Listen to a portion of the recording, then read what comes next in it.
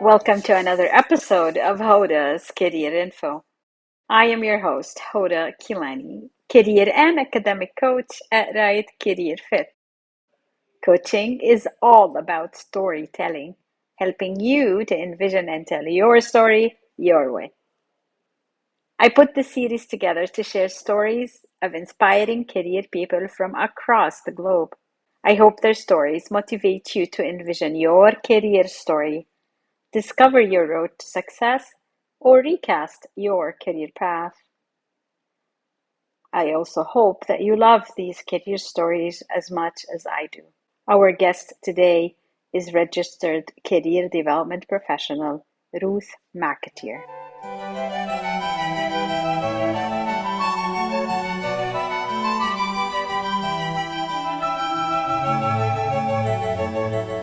You can move anything that you do from exclusion to inclusion.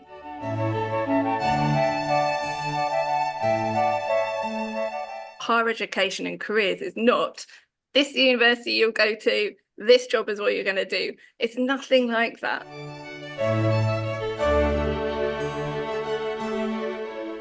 They say it takes a village to raise a child, but I think it takes a village to do careers education properly.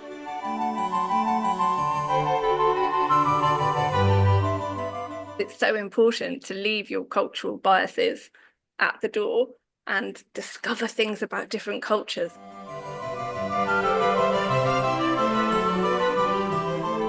No matter what you're going through, you will always be stronger in those broken places.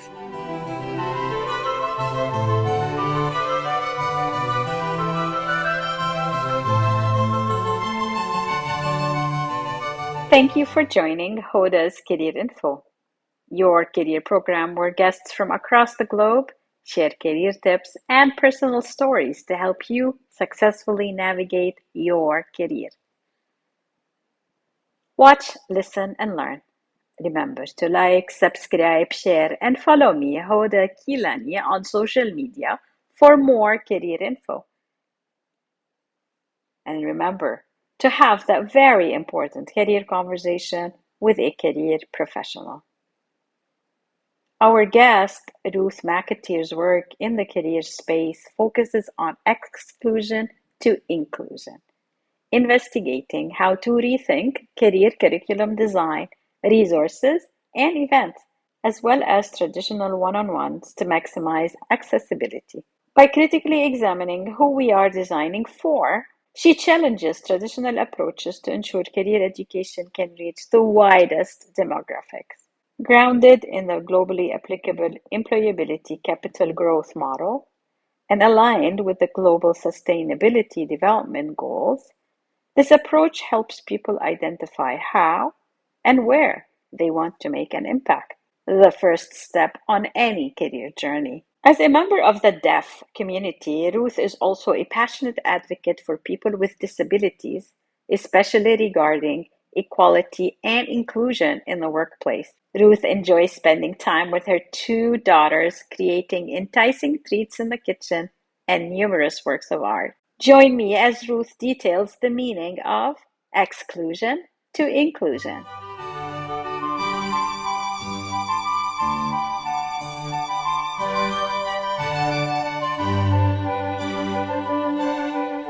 Welcome, Ruth McAteer, to Hoda's Career Info. It's a pleasure to have you join me today. It's fantastic to be here. Thank you, Hody, for inviting me to join you.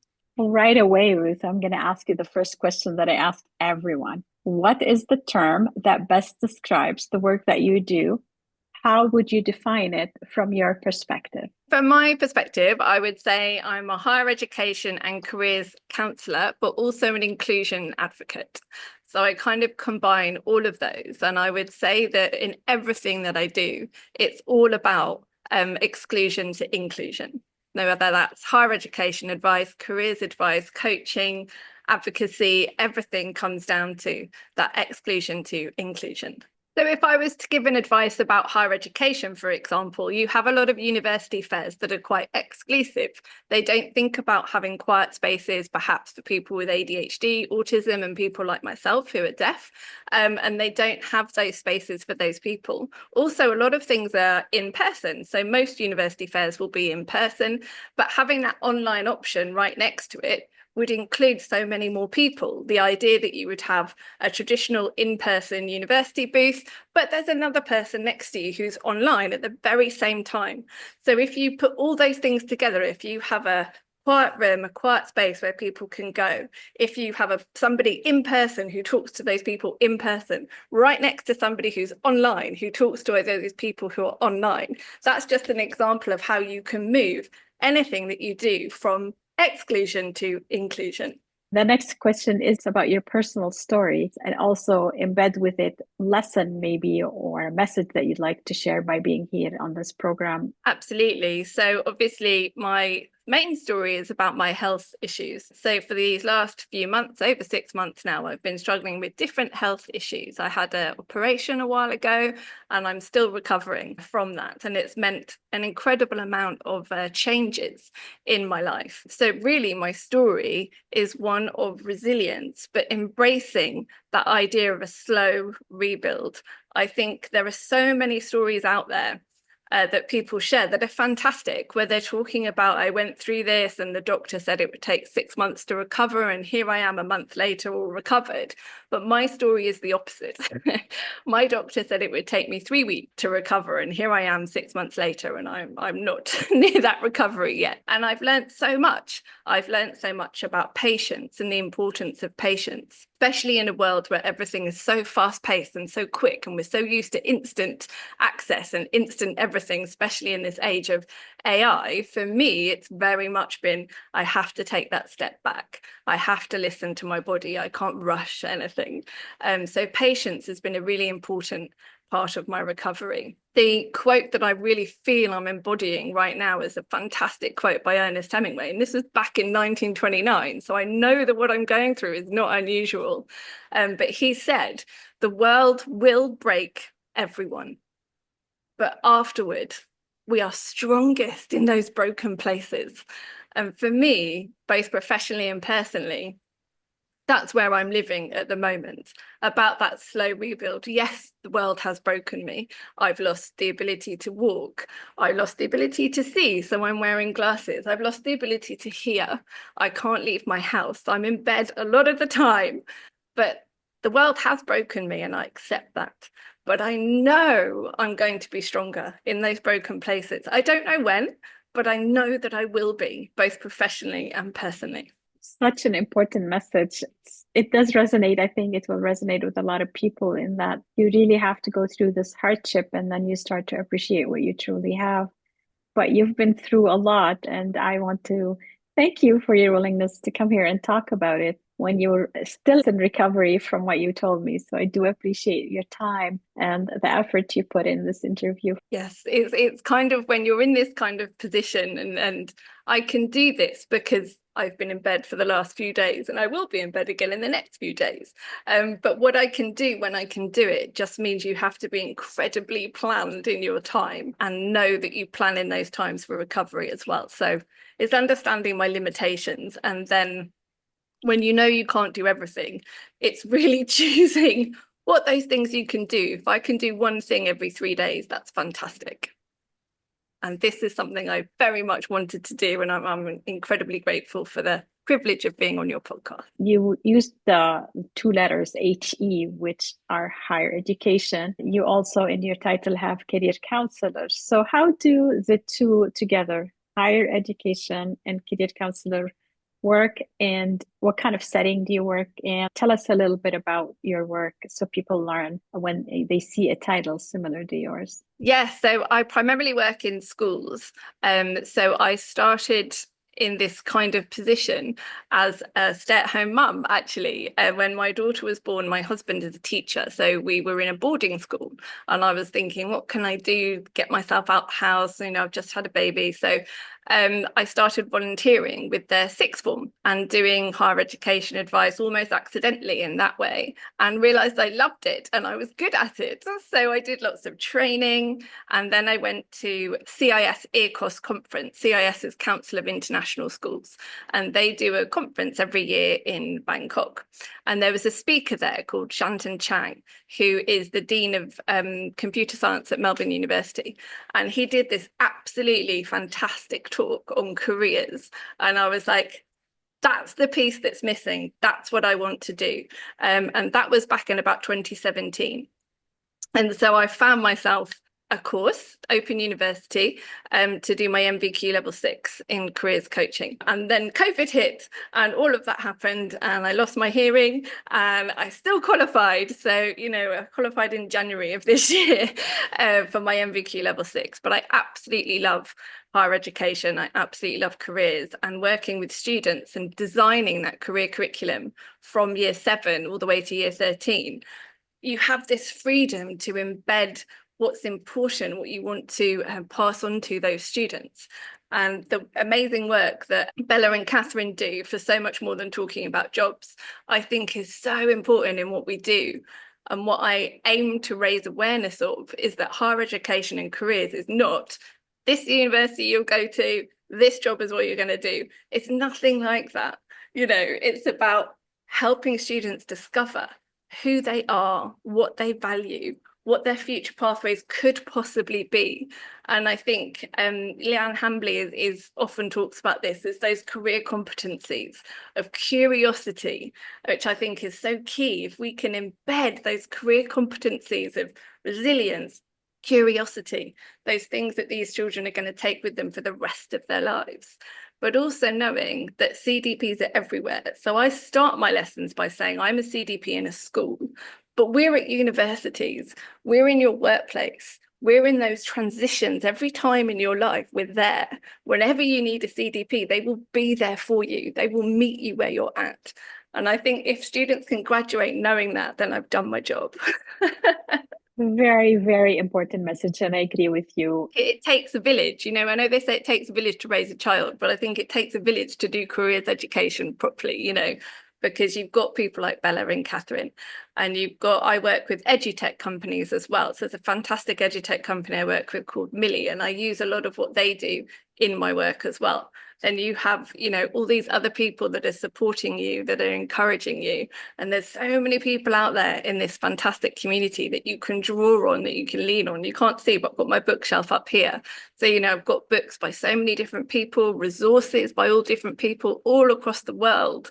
So I think it takes a village to do careers education. I love working with students in the younger age group because they're so unique and every single one of their stories are different. So when I meet them, it's just so fascinating. I find their stories, their background, their lived experiences just so interesting and fascinating. And then when you help them reframe whatever it is they're going through, perhaps, and help them find that way forward, you're always looking at what is the right fit for them? What is the next step for them?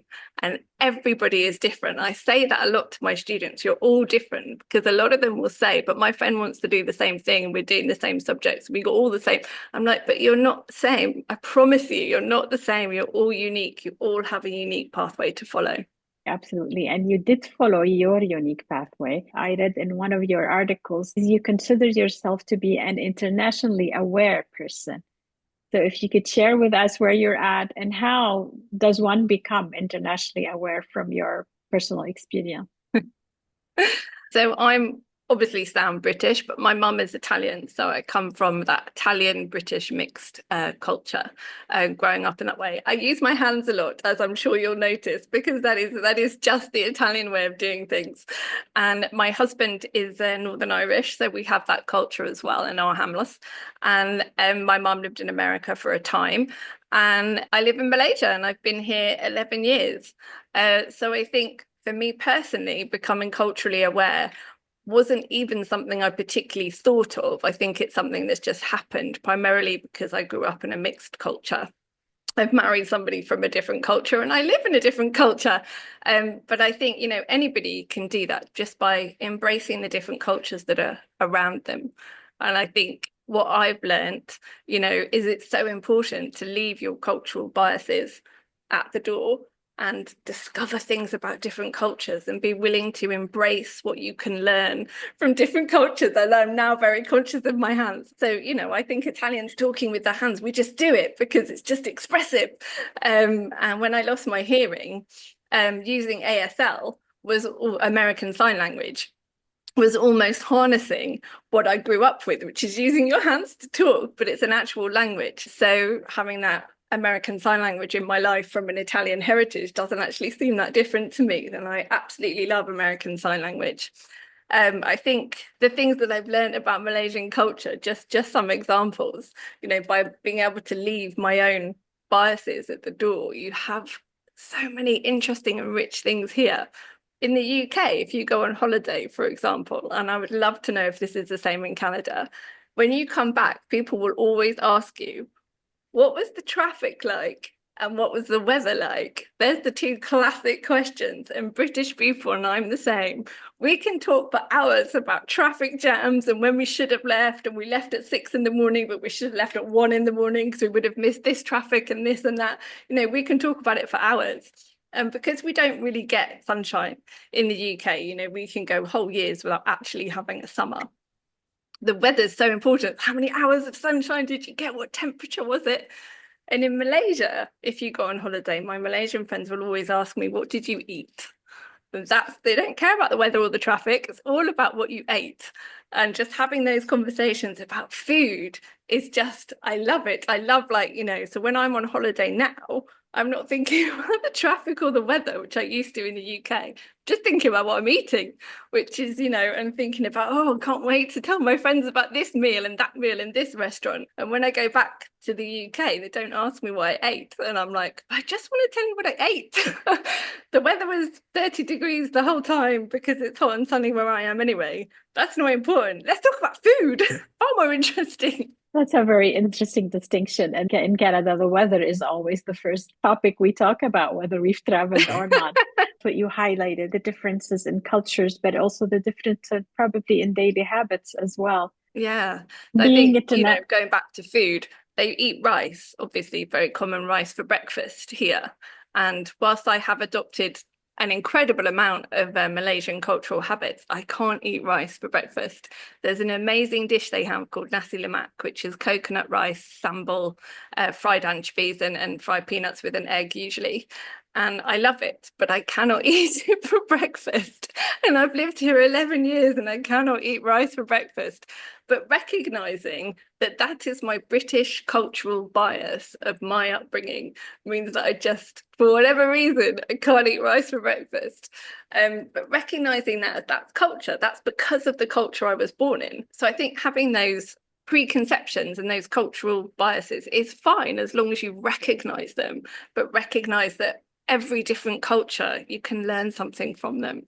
I have my lovely Japanese students, and sometimes after my sessions, my one-to-one sessions, they'll give me a little bow afterwards. And I love that. I mean, what a wonderful culture that is, that respect for your time and things like that. I just love it. And there's all little things about different cultures that you can learn as long as you leave your cultural bias at the door and you understand what your cultural biases are. I really appreciate you sharing this example. I do want to build on that example and everything you've shared about being internationally and culturally aware, is that we do develop certain skills when we are being culturally and internationally aware. What kind of skills do you think you would build, and how would that come? I'm just going to take you back to the career work that we do. How do these skills come in handy when you're working? Absolutely. So I think with careers, it's recognizing that in some cultures, you don't have the autonomy and the choice that other cultures have. And it's really important whenever I'm talking to anybody is to ascertain what autonomy and how much of a freedom of choice that they have, but also where their career decisions are coming from, understanding within that cultural context, are your career decisions being based on what you are most suited to? Because obviously as career coaches, we're very focused on students helping to understand who they are, what they value, what impact they want to make. But alongside that, there are these limitations in some cultures. You know, they might have to do a certain thing. They might have a family business that they might have to go into, or indeed want to go into. They might not have a choice for financial reasons. There are scholarships here that are available, but only if you go to certain universities to study a certain subject. Some of these scholarships can start as early as year 10, year 9, and then you're on that pathway from that incredibly young age. But that's going to fund you through your education. That's going to help you move along and get to where you want to be. But there isn't the autonomy and choice within that some other people have. So I think, it's really important to bring in parents to understand sometimes where those things come from. And it's really important as we go through that kind of social model when we're looking at career decision making, who's at the center, who's on those peripheries, and how far out do we need to go to find out what these decisions and how these decisions are being framed. And there is a lot of cultural bias in that. So I think if you are working in an international sector, the first thing you need to ascertain is what culture and what limitations that might be that push on, what those next pathways are going to be, because you cannot assume that everybody has full autonomy and full choice. That's a very good message. And I like how you embedded the different skills, the both awareness and doing what you're doing to work internationally. Absolutely. And across the schools that I've worked in, a lot of them are aiming to, work or live abroad at least for a certain period of time. And quite often that reason could be financially, because even if you cross the border from Malaysia to Singapore, you will earn more money. And then they come back to Malaysia, and I have a number of students who've set up their own companies. So you go abroad, you get enough money to have your own startup, and then you come back to Malaysia because it's a very good place to have startups here. And that is, it's just amazing, actually. It is. And you really have to have lived there to grasp that part of the culture. Yes. And I think, Malaysia has been here 11 years, and it's very definitely feels like home. Well, I've got one more question for you, Ruth. The last question I ask of everyone as well is, because I work with young people ages 14 to 25, I regularly tell them to step out of their comfort zone and try new things in order to build experiences and get to know themselves better. What are things you're doing? I know you're already doing a lot of things with your health and revisiting also your work values.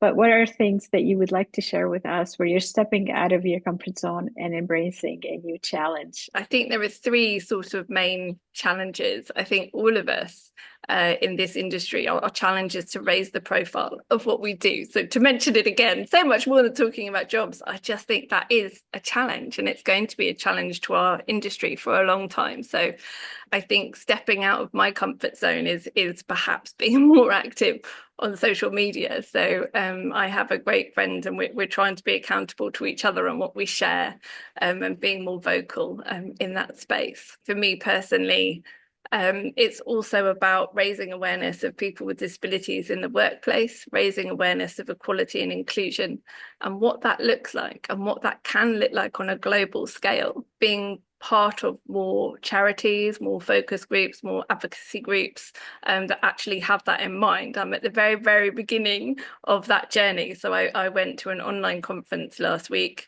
I was able to dial in for an hour or so. And there were so many advocacy groups there, so many amazing, people there, that I think that's my next challenge is figuring out what I can do, what I can help with in that space to ensure workplaces become more inclusive and more equitable. And I think the last one is our cultural collaborations. It's been volunteering with a company called Global Education Travel and Tours as their inclusion advisor for a while now. It's something I've done alongside my work. And I think that is another challenge. How can we encourage CDPs to learn from other cultures, but how can we get them together? How can we facilitate collaborations? How can we learn culturally and accept each other culturally and know what we all bring to the table and have this amazing melting pot of resources across the whole globe? So that's another challenge now that I'm no longer working in schools, and my health means that I'm not going to be officially working for a while now as I continue to recover, however long that takes. I know that if there are things I can do from within my house that don't require hearing, that mean I can do some things. And I think volunteering for companies like Global Education, Travel and Tours that have such an amazing ethos of that global cultural collaboration, that's definitely another challenge and another way that I'll be stepping out of my comfort zone. Thank you so much for sharing your challenges. And even though you're stuck at home, as you put it, you are doing a lot. And I see you on social media all the time, posting and really pushing for CDP work to be known. Yeah, so some of the really interesting projects that I do as part of my role, I've worked with Natalie Freeman and Emma Lemmix, who both work at universities, and we were looking at the transition from school to university in terms of careers. So I was looking at it from a school point of view, what can I do to make school children aware of what's available for them at university if they choose to go to university? And working with Natalie and Emma on that was absolutely amazing. And I also worked with other universities, University of Toronto, University of Melbourne, and I made a global set of slides. So because I work internationally and my students go everywhere, but that collaboration, that global collaboration on making that lesson content is so incredibly important, and so grateful to people that will collaborate with me. Other things that I've done, I've worked with Candy Ho on her Sustainable Development Goals model, where you're introducing that into the classroom as a framework for students to hang their values on. So instead of asking them a very open question of what do you value, the resources that Candy has created, which are free online, you can print out some cards all to do with sustainable development goals, and then the students just sort the cards out. So it's an incredibly tactile thing that they can do that helps them think about where they want to make an impact in the world, which helps them think about their values.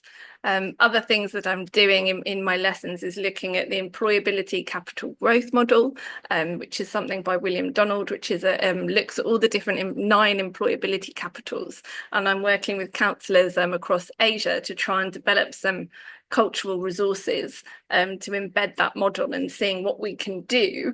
At the moment, there's a book out about using this model at university level. So we're looking at using it. Well, what can we do in schools? What can we do even in primary schools to prepare students for this employability capital growth?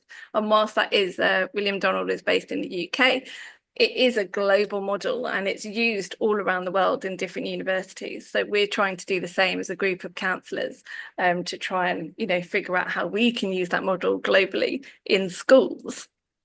And in terms of when I talk about accessibility, one fantastic story I have, I reach out all the time when people say there's this event and I know it's not accessible for me, and I will always email and say, can you make this accessible? Sometimes I don't get a response. Sometimes I get, we're really sorry, but no. Sometimes I get, oh, we've never thought about this, but let's explore it. And one such person was Karina Van Beelen, who's at CIS, which is the Council for International Schools. And it's actually the conference I mentioned where I was inspired by Shantan Chang. And we worked for months on making that conference accessible for me, for a deaf person.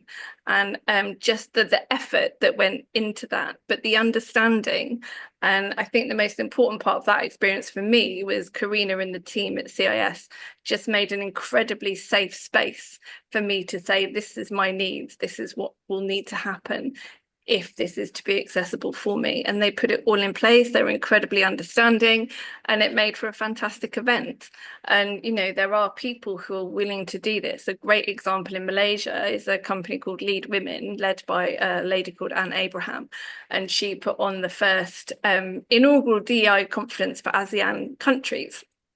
And I was in hospital at that time, but I was still able to go to it. And it's been one of the most inclusive events, online events. It was hybrid. Obviously, I was in hospital, so I was attending online. But the way that she set it up, there was a sign language interpreter, there was closed captions, they used Slido. And if you were in person or online, you all used the same question function on Slido, so it didn't matter. And it was the first time, my first experience of really, really feeling like an online conference was no different, whether I was in my hospital bed or whether I was attending in person. So there's so many amazing people out there that you can collaborate with globally: Malaysia, Singapore, Canada, Australia, the UK, everywhere. There are people willing to collaborate. I have a friend that we're trying to encourage each other. She has a blog that's about careers, and it's Natalie Freeman, and I'm encouraging her to post her blog weekly. She's encouraging me to post on social media weekly. So I think having each other as accountability, hopefully you'll hear from both of us every week. We'll definitely be adding Natalie's blog to the episode notes. And these were all the questions I had prepared for you, Ruth. Was there anything else you'd like to add, something to help me wrap up the episode? Yes, of course. I think what I'd like to leave our listeners with is that no matter what you're going through, you will always be stronger in those broken places. And just a reminder that CDPs are everywhere. They will treat you with care and patience and compassion, and they will meet you where you're at and give you practical advice, no matter what situation you're in. As I've already talked about a lot about inclusion, I do feel, again, this is a call that everyone has a responsibility to make those inclusive environments and cultures. This could be in your workplace, in your schools, or even in your homes. Something I've been looking at recently is Universal Design for Learning, which is about fundamentally changing the way we think about learning and who it is we are actually designing for. In other areas, you could check the accessibility of your website. You could think about the different language that you use, or you could just reach out to somebody who you think might be feeling excluded.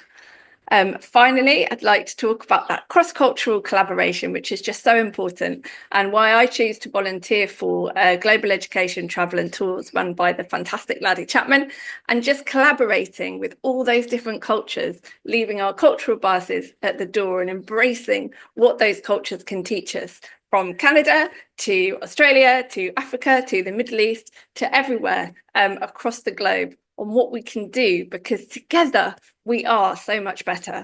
Finally, I would just like to encourage everyone to go out there and be the change so everybody can grow, learn and thrive.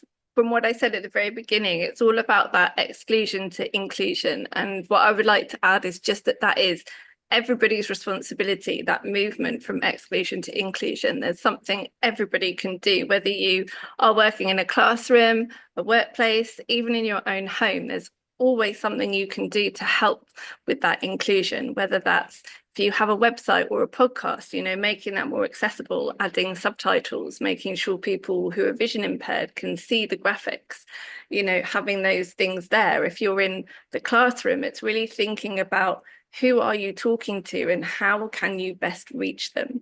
And in your own home, it's just thinking about what accessibility features are there for whoever is coming round. I have certain requirements that I need as well. And I think it's just, you can reach out to somebody maybe who you think might be feeling excluded, whether that's on social media or whether that's in person. I think it's just really important that we have this environment where everybody is included, where everybody can learn and everybody can thrive. And that is all of our responsibilities, because together we can be that change. And you're certainly doing it online. This is how we met, and I admire the work that you're doing. So thank you so much, Ruth, for joining me today and for sharing all these information and of examples of collaborations and your story, your amazing story, and everything you've been accomplishing by being at home. I cannot wait for you to be able to go out there and see what you're going to accomplish once you're back out there again. I think it's just remembering that I will be strong in those broken places. I know I will be. Thank you so much, Hoda, for having me on your podcast. It's been an absolute pleasure.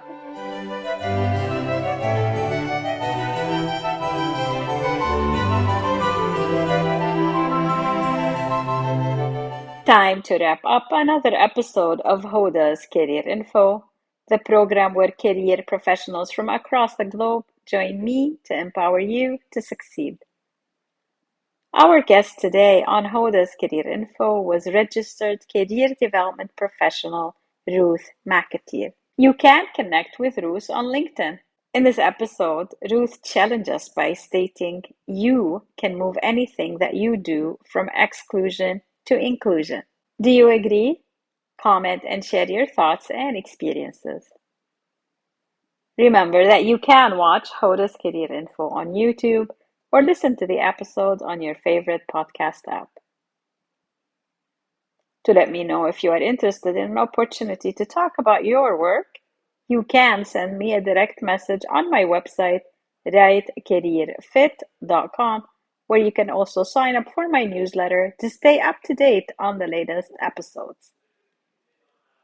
Please like, subscribe, share, and follow me, Hoda Kilani, on social media.